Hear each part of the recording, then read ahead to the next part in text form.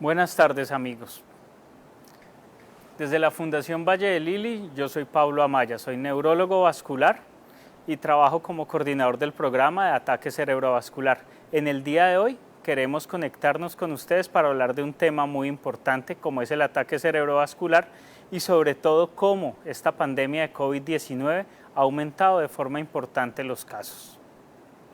Sabemos que estamos ante una situación difícil, una situación que no esperábamos, pero en todo el mundo hay un virus, un coronavirus, que está afectando nuestras vidas y ha hecho que todo nuestro entorno social, familiar, laboral haya cambiado.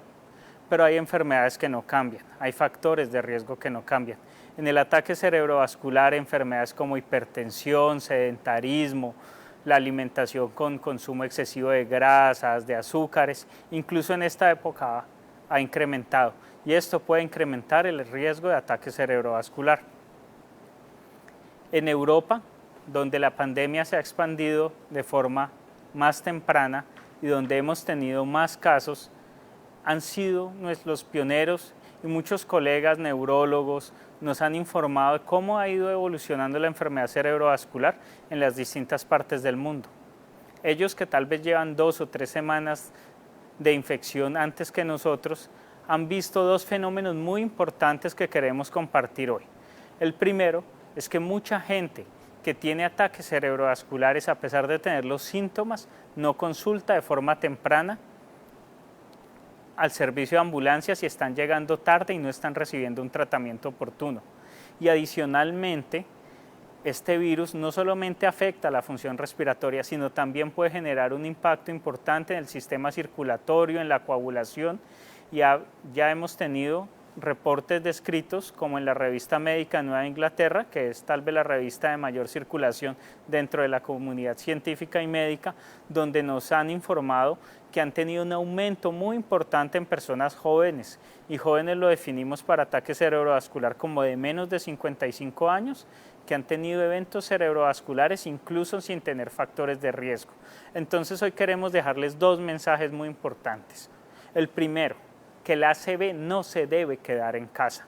Si tienes síntomas de un ataque cerebrovascular, como pueden ser la cara torcida, si no puedes ver bien por un ojo, si uno de los brazos pierde fuerza, si no puedes controlar el balance de tu cuerpo, si cuando vas a hablar hablas trabado, debes consultar inmediatamente al servicio de urgencias de un centro de alta complejidad donde puedas recibir un tratamiento integral. Incluso si en tu ciudad puedes llamar a una línea de emergencias como la línea 123 para recibir atención paramédica, puedes ganar mucho tiempo. Cada minuto que un paciente con un infarto cerebral o trombosis cerebral no recibe atención adecuada, mueren 2 millones de neuronas. Por esta razón es muy importante que siempre consultemos de manera oportuna y de manera muy rápida para poder estar al tanto de la situación. El otro fenómeno que ha consumido y del que queremos hablarles hoy es que no debemos estar desatentos y que esta no es una enfermedad que solamente afecte a las personas mayores. Obviamente ellos tenemos que cuidarlos más, las personas mayores de 70 años, con hipertensión, con enfermedad coronaria, con otras clases de patologías, tenemos que tenerlas con mucho cuidado en casa y parte de cuidar a nuestra familia es cuidarnos nosotros. Si tú te cuidas, los cuidas a ellos. Y el mensaje siempre será, por favor, quédate en casa. Pero si tienes los síntomas que ya mencionamos de un ataque cerebrovascular o trombosis cerebral, no te quedes en casa, debes acudir inmediatamente. Y una de las tareas que tenemos que hacer, y le agradecemos con todo el equipo de comunicaciones a todos los seguidores de nuestras redes sociales por la interacción que han tenido. Ayer por Facebook y por Instagram les hicimos una pregunta. En Instagram le agradecemos a los más de 200 seguidores que se conectaron con la encuesta y les preguntábamos, ¿sabes qué hacer en casa si tú o alguien tiene un síntoma de ACV? Y más del 60% contestaron que no lo sabían, lo que quiere decir que todavía muchas veces no sabemos cómo actuar si esto llega a pasar en nuestra casa.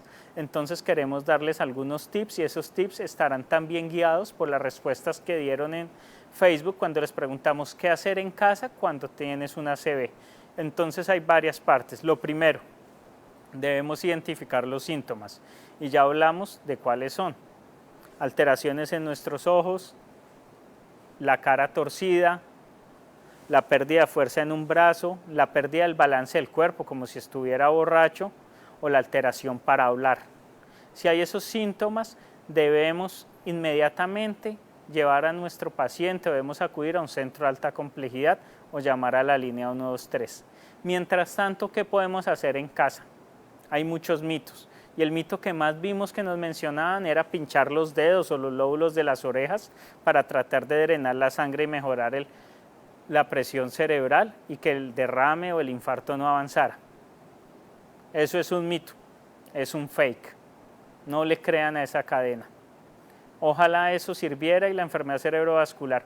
Eso realmente no ayuda y créanme que tener un infarto cerebral y que les estén pinchando los dedos y las orejas no ayuda. Solo hay un pinchazo en el dedo que puede ayudar.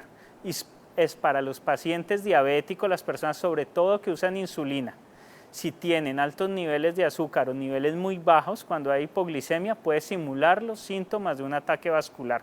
Por lo tanto, la única indicación de pinchar un dedo y sacar una gota de sangre en un caso de ataque cerebrovascular es para descartar hipoglicemia. De resto, por favor, no lo hagan. Cuiden a su familia, no hagan caso, hay muchas cadenas. Nosotros tenemos un equipo de comunicación y les brindamos información, hay muchas informaciones y les vamos a compartir una carta de la salud sobre este tema para que estén informados. Otra medida que podemos hacer en casa, acuesten a la persona con los síntomas, eleven un poco la cabecera, pongan una almohada, traten que esté cómodo, mientras tanto no lo dejen solo y adicionalmente evalúen a qué hora sucedió el evento. Saber cuánto tiempo lleva de síntomas el paciente nos puede ayudar al equipo de salud a intervenir oportunamente. Muchas veces es difícil determinar esta hora, pero al menos sí podemos determinar cuándo fue la última vez que vimos bien nuestro familiar. Pudo ser que despertara con los síntomas. 1 de cada 5 pacientes con un ataque cerebrovascular despierta con los síntomas establecidos. Esto no quiere decir que no haya nada que hacer, pero sí al menos tenemos que saber cuándo fue la última vez que lo vimos bien, a qué hora se acostó. O si la persona sufre inmediatamente estos síntomas, miremos el reloj y anotemos la hora.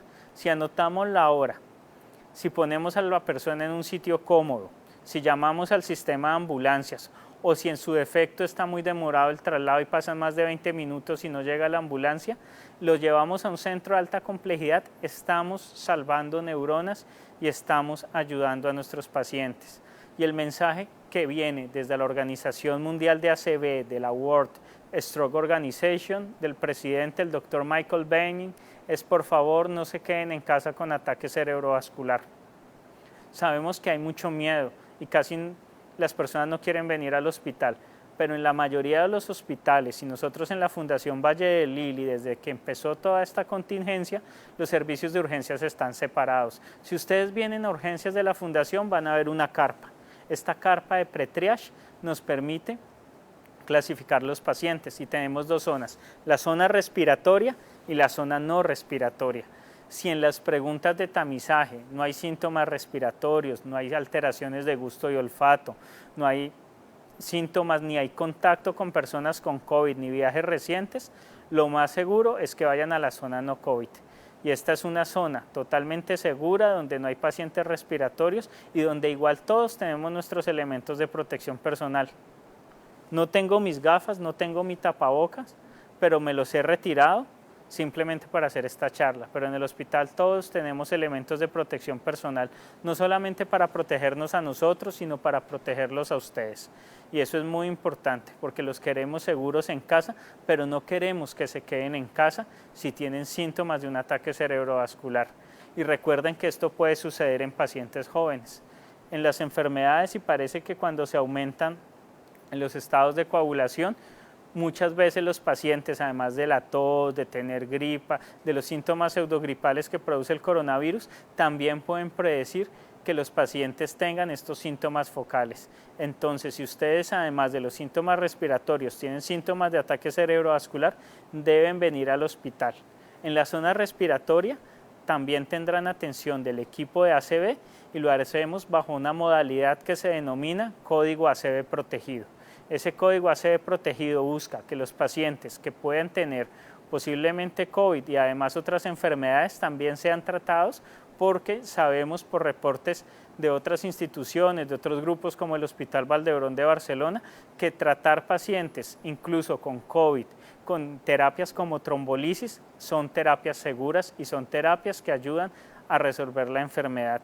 Por lo tanto, tenemos toda la infraestructura, no solamente en el servicio de pre-triage, en la carpa de urgencias, sino también urgencias respiratorias, urgencias no respiratorias, y así también están organizados nuestros servicios de cuidados intensivos. Por lo tanto, el mensaje es, en tu casa tienes que estar pendiente, educa a tu familia, que todos en tu casa y sobre todo si viven con personas mayores, con hipertensión arterial, con arritmias cardíacas como fibrilación auricular, diabetes, estén muy preparados para saber estos síntomas. En este momento vamos a abrir la sesión de preguntas. Les agradecemos a todos los conectados con nosotros para preguntarles, estamos para resolver sus dudas. Nos preguntan si todos los síntomas se presentan a tiempo o es suficiente tener alguno de estos para acudir a emergencias. Es una muy buena pregunta. Dependiendo la zona del cerebro, puede que yo solo tenga uno de los síntomas. Con uno solo de los síntomas que yo tenga, debo acudir a urgencias. Puede ser que solo sea que perdí la visión por un momento, por un ojo. Ese puede ser mi único síntoma. Entonces no esperen a tener todos los síntomas para consultar a urgencias. Si me da COVID-19, ¿es probable que aumente el riesgo de sufrir ACV? Sí, hemos determinado que posiblemente hay un aumento por algunos pacientes presentan estados de hipercoagulabilidad. Más o menos se ha reportado en una serie de un hospital de Wuhan en China que el 5% de los pacientes afectados por COVID-19 tuvieron además eventos cerebrovasculares, tanto trombos como hemorragias. Por lo tanto, es importante saber que sí tenemos un mayor riesgo y sobre todo en pacientes jóvenes, como lo publicó el grupo del Hospital Mount Sinai recientemente en redes. Algo muy importante es que también están circulando muchas cadenas que nos han avisado que los pacientes con COVID pueden tener estados de aumento de coagulación, se recomienda tomar 3 aspirinas al día, tomar terapias, por favor no lo hagan. Cuando llegan pacientes con COVID, son evaluados por un equipo multidisciplinario de internistas, intensivistas, infectólogos, toman paraclínicos de alta complejidad como ferritina, dímero D, y en estos paraclínicos y estos exámenes determinan cuál es el mejor tratamiento, pero seguramente el mejor tratamiento no es automedicarse y en esto debemos tener mucho cuidado con nosotros. Es posible que si me da una ACV y sea tratado correctamente quede sin secuelas. Los ataques cerebrovasculares aproximadamente en la mitad de las personas pueden dejar secuelas graves, pero algunos pacientes que llegan a tiempo y todavía no tienen un infarto establecido pueden quedar con mínimas secuelas o incluso sin ningún síntoma, y afortunadamente hemos tenido pacientes que han consultado a tiempo, que hemos podido tratar y que incluso han compartido los testimonios, y si ustedes miran páginas como la de la ONG recabar.org, van a ver testimonios de personas que han tenido ataques cerebrovasculares y han podido superar esta enfermedad gracias a los tratamientos. ¿Qué tipo de terapias realizan para el tratamiento de ACV? Hacemos 2 tipos de terapias en el ACV agudo. Cuando hay un trombo cerebral, ponemos medicamentos que se llaman fibrinolíticos que disuelven el trombo y logran que otra vez llegue sangre a la zona afectada, y cuando son trombos muy grandes en las arterias proximales, los neuroradiólogos en la sala de angiografía introducen un catéter que puede ser por las arterias de la mano o por la pierna, y con ese catéter despliegan un stent, un cilindro que atrapa el trombo. Esto se conoce como trombectomía mecánica. En algunos pacientes hacemos la terapia combinada, son terapias que están avaladas por la American Heart Association, tienen un alto nivel de evidencia y de verdad pueden cambiar vidas. Doctor, muchas personas confunden los síntomas de una parálisis de velo facial con una ACV. ¿Qué hacer en ese caso? Entonces, a veces puede ser difícil distinguir ambas patologías. Es muy importante tener en cuenta algunos tips, pero siempre pedir valoración médica. Si el paciente tiene una parálisis facial periférica, quiere decir que es su nervio el que está dañado, posiblemente va a tener afectado todo el medio lado de la cara. Entonces ustedes van a ver que el paciente, al pedirle, no puede cerrar su ojo y es todo el medio de la cara, y adicionalmente solo va a poder subir una de sus cejas. Cuando la parálisis de la cara es por trombosis cerebral, usualmente los ojos y la frente se mueven normalmente, pero la tercera parte inferior de su cara no, entonces vamos a ver que tiene desviado los dientes.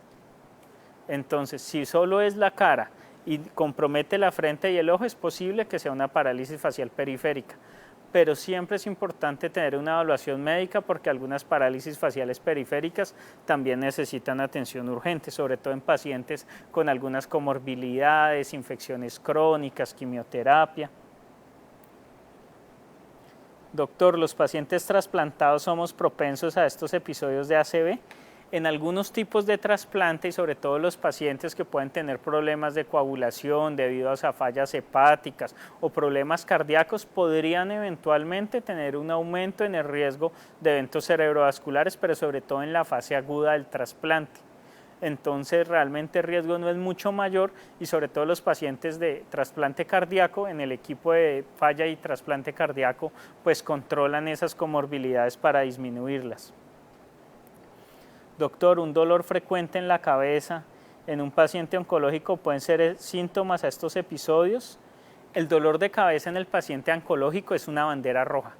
Si un paciente que está en tratamiento de cáncer empieza a desarrollar dolor de cabeza frecuente, es muy importante que consulte con su oncólogo, con su equipo médico, porque en general los pacientes con dolores de cabeza siempre son una bandera roja y es importante tener una evaluación neurológica para descartar causas secundarias. Si tiene que ver relacionado con el cáncer, con el tratamiento que puede estar recibiendo, algunas terapias farmacológicas, quimioterapias pueden tener efecto secundario, o cuando algunas veces se bajan las defensas también puede haber infecciones oportunistas, entonces la invitación sería siempre a consultar con su oncólogo. El dolor de cabeza constante es un signo de alarma para una ACV. Si el dolor es de muchos días o meses, en general no alarma para ACV, pero si hay un tipo de dolor de cabeza que nos alerta de un ataque cerebrovascular, sobre todo de las hemorragias subaracnoideas, que son hemorragias por ruptura de aneurismas. Si tienen dolor de cabeza que rápidamente en segundos sube, es el peor dolor de su vida, el dolor es incapacitante o es un dolor diferente a cualquier dolor que hayan tenido y además se asocia con vómito en proyectil, es decir, un vómito que ni siquiera avisa, no da náuseas, ese sí es un dolor de cabeza, que incluso muchas veces puede pasar. Pero si algunas han tenido un dolor que los deja fulminados, así dure pocos minutos, pero es el peor dolor de la vida, deben consultar a urgencias porque a veces es la alarma de un dolor relacionado con hemorragias cerebrales. Si el paciente está anticoagulado con rivaroxaban por una FA, sigue corriendo el mismo riesgo. Precisamente este medicamento y los anticoagulantes directos y la warfarina son la terapia de elección para prevenir que no ocurran eventos cardioembólicos. Los pacientes con fibrilación auricular producen trombos en su corazón que viajan al cerebro. La prevención está en la anticoagulación y el riesgo disminuye a menos del 1% si los pacientes están adheridamente anticoagulados. Por eso la invitación también es, por favor, pacientes crónicos que tienen hipertensión, que están tomando medicamentos que se conocen como ARA2 o inhibidores de la enzima convertidora de angiotensina, medicamentos como los losartán, el alapril, captopril, telmisartán, por favor no los suspendan. Inicialmente en esta contingencia se pensó que podían empeorar la enfermedad, pero ya muchas sociedades científicas nos han dicho no lo suspendan, tampoco suspendan los anticoagulantes. Si tienen fibrilación auricular, su cardiólogo, su internista o su neurólogo les ha prescrito anticoagulantes, por favor no los suspendan. Esto les va a evitar una trombosis cerebral en un muy alto porcentaje y a pesar de esta contingencia no suspendan sus medicinas, por favor. Pregunta uno de nuestros asistentes: doctor, hace 2 años presenté un TP, el riesgo es más alto para padecer una ACV, me imagino que TP debe ser un tromboembolismo pulmonar. Realmente hay que hacer estudios en la sangre, algunos pacientes pueden tener algún factor de riesgo que hace que tengan propensión a nuevos eventos, por lo tanto sí es importante preguntarle a su médico de cabecera si ese riesgo aumenta o si hay necesidad de tomar un medicamento preventivo a largo plazo. ¿Qué hacer si la atención en el servicio de urgencias se demoran o qué debo decir al llegar al servicio de urgencias? Esa me parece una pregunta muy importante. Por favor, si llegan a nuestra institución y dicen, mire, sospecho que tengo una ACV, por favor activen el código ACV, activan a todo el equipo. Código ACV es nuestra señal clave. Con esta manera, interna y externamente, sabemos que es un paciente que en las 24 horas anteriores ha tenido síntomas y debe ser atendido prioritariamente. Avisen en triage. Mire, vengo a consultar porque posiblemente tengo síntomas de una ACV. Creo que mi familiar está teniendo una trombosis cerebral. Me dijeron que los ataques cerebrovasculares en las primeras 24 horas son triage 1, son urgencias vitales. Por favor, avisen que están sospechando. Muchas veces las valoraciones en urgencias cuando están colapsados se pueden tardar, pero seguramente si ustedes alertan al equipo que sospechan una ACV y que por favor activen el código ACV, vamos a ganar mucho tiempo.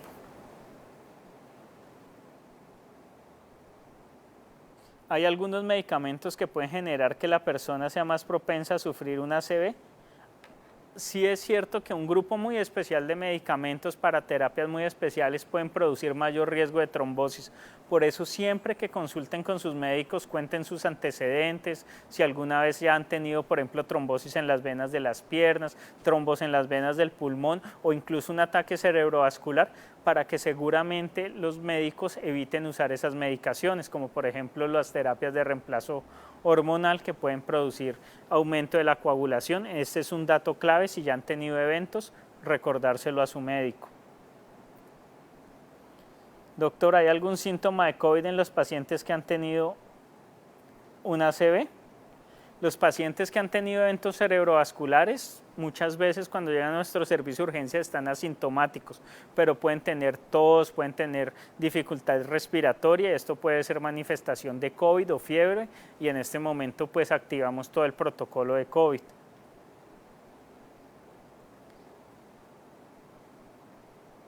Doctor, los diferentes informes de afectados con COVID-19 suelen correlacionar las muertes con enfermedades como hipertensión, enfermedad pulmonar, diabetes, enfermedad coronaria, pero no han dicho nada sobre el Alzheimer.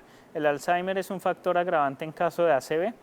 Realmente, esta también les agradezco esa muy buena pregunta. El Alzheimer no es una enfermedad que ponga en mayor riesgo a los pacientes al adquirir una infección por COVID, porque realmente, como ven, todas las enfermedades que mencionaron en la pregunta como hipertensión, diabetes, problemas pulmonares, EPOC, todas ellas colapsan nuestro sistema cardiovascular y respiratorio y hacen que la infección avance más rápidamente. El Alzheimer no está en este grupo, pero desafortunadamente nuestros pacientes de Alzheimer en su mayoría son mayores. La gran cantidad de pacientes que sufren Alzheimer son mayores de 70 años. Son un grupo de riesgo y la edad para ellos es el factor de riesgo. Por lo tanto, cuiden a sus pacientes con Alzheimer en casa, eviten al máximo las salidas, protéjanlos siempre de las salidas, eviten que estén en contacto con personas con síntomas respiratorios para disminuir que nuestros pacientes con Alzheimer, que generalmente son ancianos, no tengan riesgo de adquirir COVID. ¿Se debe tomar algún medicamento en casa antes de consultar en un centro de alta complejidad? También les agradezco de verdad, estas preguntas me ayudan muchísimo. Por favor, no tomen ninguna medicina. Si tienen una hemorragia y no un trombo en el cerebro y dan aspirina, pueden empeorar la hemorragia y retrasar procedimientos de cirugía. No den ningún medicamento en casa antes de traer al paciente a un centro de alta complejidad. Incluso si el paciente tiene disartria, está hablando trabado, tiene su boca torcida, es posible que tenga dificultades para tragar. Si ustedes dan algo tan sencillo como agua, incluso lo pueden hacer broncoaspirar. Entonces, incluso no administren agua ni ningún medicamento antes de que lleguen a la atención del equipo de salud. Doctor, una persona que tuvo un sangrado en un ojo por las venas sin tener COVID-19 es propenso a sufrir ACV. La mayoría de pacientes que tienen sangrados oculares están relacionados con hipertensión. Por lo tanto, la hipertensión mal controlada puede ser un factor de riesgo para sufrir ataques cerebrovasculares y siempre es muy importante chequear este ítem. Doctor, ¿existe una relación entre dislipidemia y una ACV? Exactamente, los pacientes que tienen aumento de colesterol hacen aumento de sus placas de ateroma en las carótidas, en las arterias del cerebro, y sabemos que sobre todo los pacientes que tienen un tipo de colesterol llamado LDL o colesterol de baja densidad mayor de 100 miligramos y ya han tenido un evento cerebrovascular o un evento coronario, tienen riesgo de que esto repita. Si alguien ha tenido un evento cerebrovascular, es muy importante que tenga su presión arterial controlada, que se chequee que el pulso sea regular, que no tenga arritmias, que no tenga el azúcar alto, el colesterol alto, porque estos factores de riesgo, y si no toman sus medicamentos de forma adecuada, los ACVs pueden repetir, y sobre todo repiten en las personas que no tienen estos factores de riesgo controlados. Doctor, o sea que con dificultad respiratoria, cianosis distal, presión baja, taquicardia y dedos con cambios en su simetría, ¿se sospecharía de COVID y ACV? Si el paciente tiene síntomas respiratorios y adicionalmente tiene pérdida de la fuerza en medio lado del cuerpo, es posible que pueda tener ambas enfermedades. Entonces es muy importante consultar de manera inmediata al sistema de salud. Nos preguntan también si un paciente sufre un síndrome de plaqueta pegajosa medicado con aspirina de 81 miligramos, ¿puede presentar una ACV? La aspirina ni ningún medicamento desafortunadamente disminuye el riesgo a cero, pero sí muy cerca.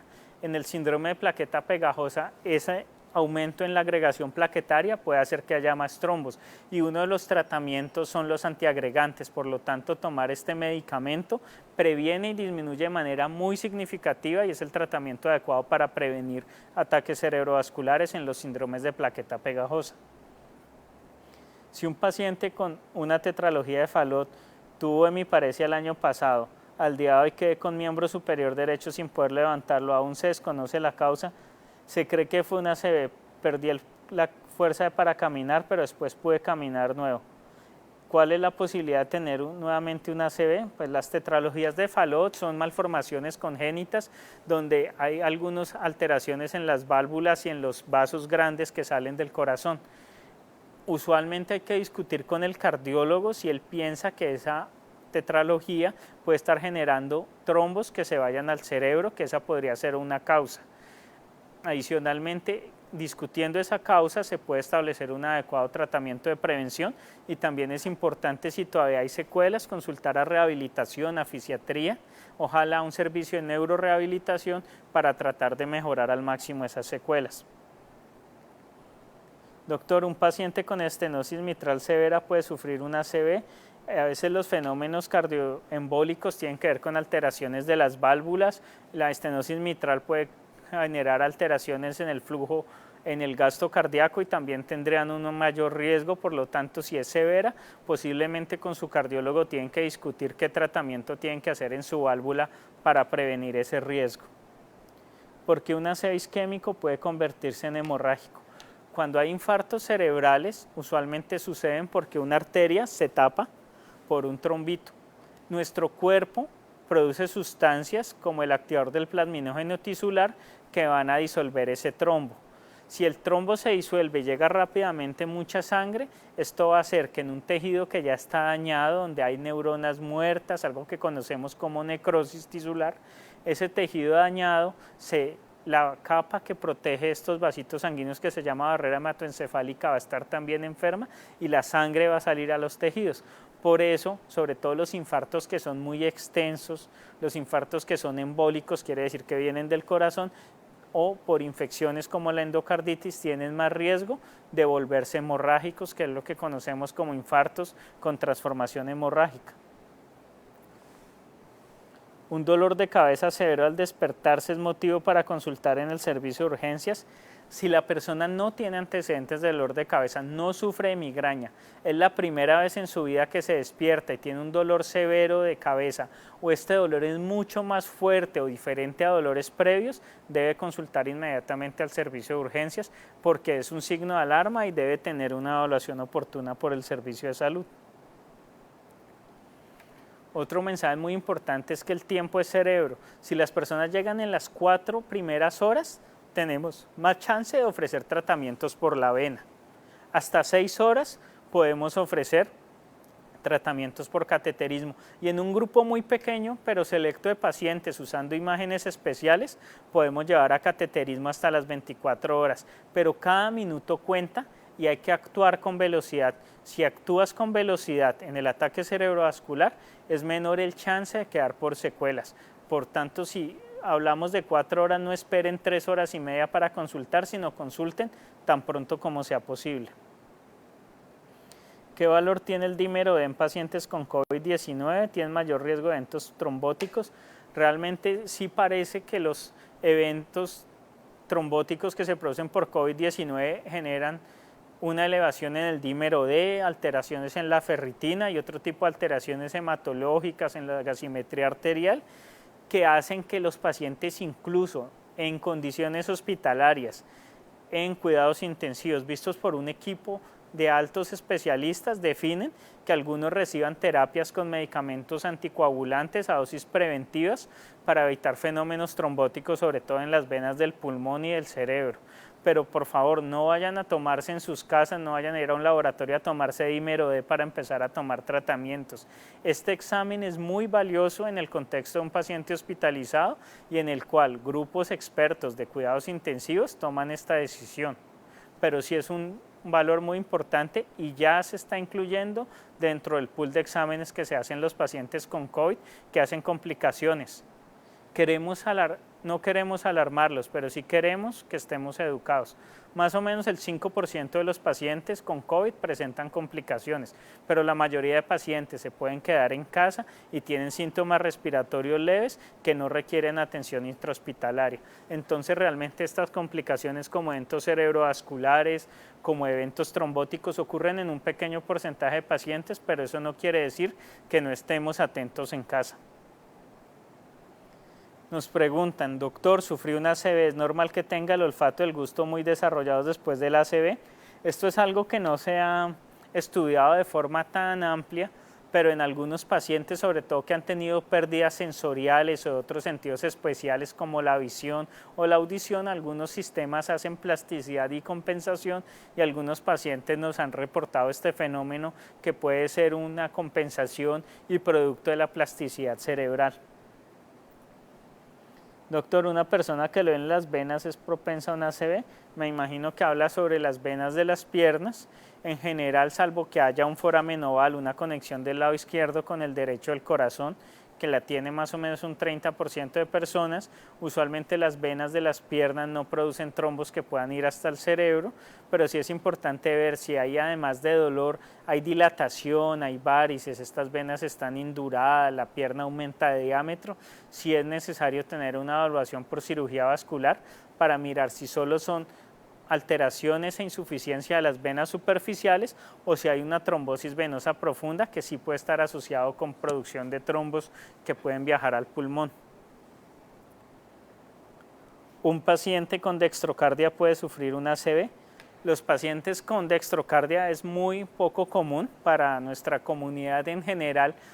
Casi todos tenemos el corazón al lado izquierdo, pero algunas personas tienen el corazón en el lado derecho. Adicionalmente a tener esto que se conoce como dextrocardia, algunos tienen otros fenómenos como el hígado al lado contralateral, que se conocen como situs inversus. En algunos pacientes con dextrocardia pudiera haber alguna alteración adicional a la colocación del corazón, algunos síndromes de hiperelasticidad que pudieran aumentar el riesgo sobre todo de disecciones vasculares donde la pared de la arteria se rasga y en ese flap, en ese colgajo se forman más trombos. Por lo tanto, sí pudiera tener un mayor riesgo si además de la dextrocardia, del corazón al lado derecho, pudiera tener otro hallazgo adicional. Es muy importante que siempre esto lo discutan con su cardiólogo. Doctor, un paciente que ha sufrido ACV tiende a aumentarle la presión arterial y las cefaleas, ¿qué puede hacer? Entonces recuerden que los pacientes con ataque cerebrovascular, si tienen aumento de la presión arterial, este fenómeno puede hacer que repita el ACV.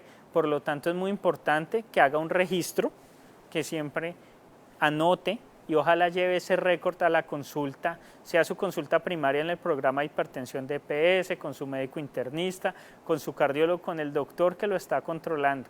El consejo es, si tiene hipertensión arterial y sufrió una ACV, tenga un médico de cabecera para que revise que el tratamiento que está tomando para la hipertensión sea el óptimo y esto reduzca el riesgo de ataques cerebrovasculares. Doctor, si a una persona le realizan un TAC y arroja un trombo pequeño y no se trata de inmediato, ¿qué puede suceder?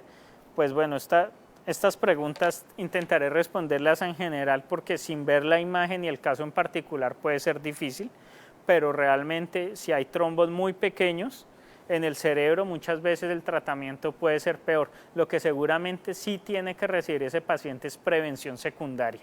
¿Qué es prevención secundaria? Medicinas que disminuyen el riesgo que ese trombo vuelva a generar daños, que pueden ser antiagregantes como la aspirina o el clopidogrel o anticoagulantes como los anticoagulantes directos, apixaban, rivaroxaban, dabigatran o warfarina, que es el anticoagulante que comúnmente más se utilizaba.